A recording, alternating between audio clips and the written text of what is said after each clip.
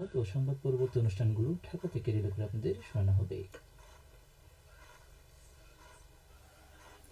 আসসালামু আলাইকুম। সন্ধ্যে ৭টা, বাংলাদেশ বেতার সিলেট। সংবাদ পড়ছি মোহাম্মদ ফয়সল উদ্দিন।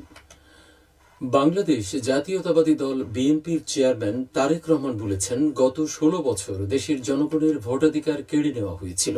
নির্বাচনের নামে রাতের অন্ধকারে ভোটের বাক্স ভর্তি ও ভোট চুরি করে জনগণের সাথে প্রতারণা করা হয়েছিল। হত্যা, গুম, খুন, মিথ্যা মামলা দিয়ে রাজনৈতিক দলের নেতাকর্মী সহ অসংখ্য নিরীহ জনগণকে হত্যা ও নির্যাতন করা হয়েছে। উন্নয়নের নামে দেশ থেকে বিপুল পরিমাণ টাকা লুট করে বিদেশে পাচার করা হয়েছে। তিনি আজ বিকেলে মৌলভীবাজার সদর উপজেলার আইনপুর খেলার মাঠে জেলা বিএনপি আয়োজিত জনসমাবেশে প্রধান অতিথির বক্তব্যে এসব কথা বলেন। এর আগে সিলেট সরকারি আলিয়া মাদ্রাসা মাঠে আয়োজিত জনসভায় আনুষ্ঠানিকভাবে নির্বাচনী প্রচারণা শুরু করেন তারেক রহমান। এ সময় তিনি বলেন, আগামী ১২ই ফেব্রুয়ারির জাতীয় সংসদ নির্বাচনে বিএনপি ক্ষমতায় এলে নবীজির ন্যায়ভিত্তিক শাসন ব্যবস্থা প্রতিষ্ঠা করা হবে। তারেক রহমান বলেন, পোস্টাল ব্যালট নিয়ে ষড়যন্ত্র হচ্ছে, ঠিক যেমন ফ্যাসিস্টরা ভোটাধিকার হরণ করেছিল, একই রকম ষড়যন্ত্র শুরু করেছে একটি কুচক্রী মহল। সিলেট, সুনামগঞ্জ জেলা ও মহানগর বিএনপি এই জনসমাবেশের আয়োজন করে। উভয় জনসভায় বিএনপির কেন্দ্রীয় ও স্থানীয় নেতৃবৃন্দ বক্তব্য রাখেন। ত্রয়োদশ জাতীয় সংসদ নির্বাচনের আনুষ্ঠানিক প্রচারণা শুরু হয়েছে আজ। সারা দেশে ২৯৮টি নির্বাচনী এলাকায় ১,৯৮১ জন প্রার্থী চূড়ান্তভাবে ভোটের লড়াইয়ে নেমেছেন।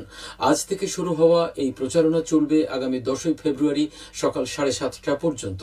আগামী ১২ই ফেব্রুয়ারি বৃহস্পতিবার সকাল ৭:৩০ থেকে বিকেল ৪:৩০ পর্যন্ত স্বচ্ছ ব্যালট বাক্সে ব্যালট পেপারের মাধ্যমে দেশের ত্রয়োদশ জাতীয় সংসদ নির্বাচন ও গণভোটের ভোট গ্রহণ অনুষ্ঠিত হবে।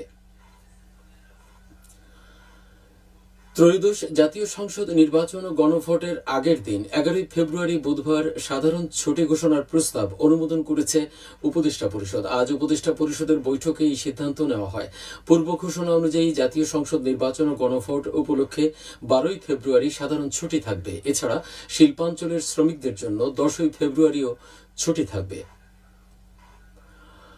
কৃষি ভূমি সুরক্ষা এবং দেশের খাদ্য নিরাপত্তা নিশ্চিত করতে ভূমি ব্যবহার নিয়ন্ত্রণ ও কৃষি ভূমি সুরক্ষা অধ্যাদেশ ২০২৬ জারি করেছে সরকার। নতুন আইনের ফলে এখন থেকে ৩ বা ততোধিক ফসলি জমিতে তামাক চাষ সম্পূর্ণ নিষিদ্ধ করা হয়েছে। একই সাথে অনুমতি ব্যতীত কৃষিভূমি অকৃষিকাজে ব্যবহার দণ্ডনীয় অপরাধ হিসেবে গণ্য হবে। আইন অমান্য করে বিশেষ কৃষি অঞ্চলের ক্ষতি করলে সর্বোচ্চ ৩ বছরের কারাদণ্ড ও ১০ লাখ টাকা জরিমানার বিধান রাখা হয়েছে। ত্রয়োদশ জাতীয় সংসদ নির্বাচন ও গণভোটে ভোট গ্রহণকারী কর্মকর্তাদের দুদিনব্যাপী প্রশিক্ষণ শুরু হয়েছে আজ মৌলভীবাজারের রাজনগর উপজেলায়। উপজেলা পরিষদে এর উদ্বোধন করেন জেলা প্রশাসক তৌহিদুজ্জামান পাভেল। প্রশিক্ষণে মৌলভীবাজার ৩ আসনের রাজনগর উপজেলার ৬৬টি ভোট কেন্দ্র ও ৩৭৩টি ভোট কক্ষের দায়িত্বে নিয়োজিত ১,৬০৫ জন প্রিজাইডিং, সহকারী প্রিজাইডিং, পুলিং কর্মকর্তা অংশ নিচ্ছেন। জেলা প্রশাসন ও জেলা রিটার্নিং কর্মকর্তা এর আয়োজন করেছে। ত্রয়োদশ জাতীয় সংসদ নির্বাচন ও গণভোট সম্পর্কে চা শ্রমিকদের নিয়ে উঠান বৈঠক অনুষ্ঠিত হয়েছে আজ মৌলভীবাজারের কুলাউড়া উপজেলায়। উপজেলার ঝিমাই চা বাগানে অনুষ্ঠিত বৈঠকে বক্তারা জাতীয় সংসদ নির্বাচন ও গণভোট প্রদানের পদ্ধতি, নিয়মকানুন সহ গণভোট প্রদানের গুরুত্ব তুলে ধরেন। এতে গণভোট সম্পর্কে ভিডিও ফুটেজ ও প্রামাণ্যচিত্র প্রদর্শন করা হয়। বৈঠকে চা বাগানের স্টাফ, পঞ্চায়েত নেতৃবর্গ, শ্রমিকগণ উপস্থিত ছিলেন। জেলা তথ্য অধিদপ্তর এই উদ্যোগ নেয়। হবিগঞ্জ কৃষি বিশ্ববিদ্যালয়ে সায়েন্টিফিক সেমিনার শুরু হয়েছে আজ।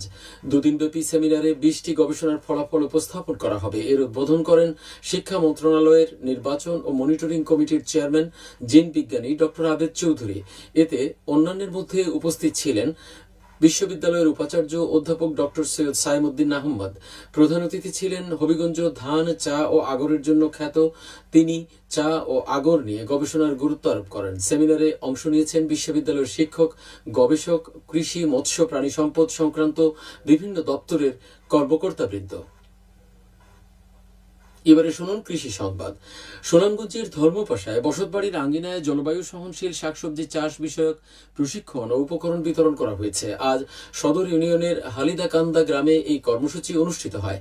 ঢাকা আহসানিয়া মিশনের হাওর অঞ্চলের প্রাকৃতিক দুর্যোগ সহনশীলতা ও প্রস্তুতি কর্মসূচি এই উদ্যোগ নেয়। সবশেষে আবহাওয়া। রাত 1টা পর্যন্ত পূর্বাভাসে বলা হয়েছে সিলেট সহ পার্শ্ববর্তী এলাকায় আজ কোনো সতর্কবাণী নেই এবং কোনো সংকেতও দেখাতে হবে না। আজ সিলেটের সর্বোচ্চ তাপমাত্রা ছিল 28 ডিগ্রি এবং সর্বনিম্ন 14.2 ডিগ্রি সেলসিয়াস। বাতাসে আর্দ্রতা ছিল সকালে 74 এবং সন্ধ্যায় 53%। আগামীকাল সিলেটে সূর্যোদয় হবে 6টা 38 মিনিটে এবং অস্ত যাবে 5টা 30 মিনিটে। সংবাদ শেষ হলো। আমাদের পরবর্তী স্থানীয় সংবাদ প্রচারিত হবে আগামীকাল সকাল 8টা 10 মিনিটে। শোনার আমন্ত্রণ রইল।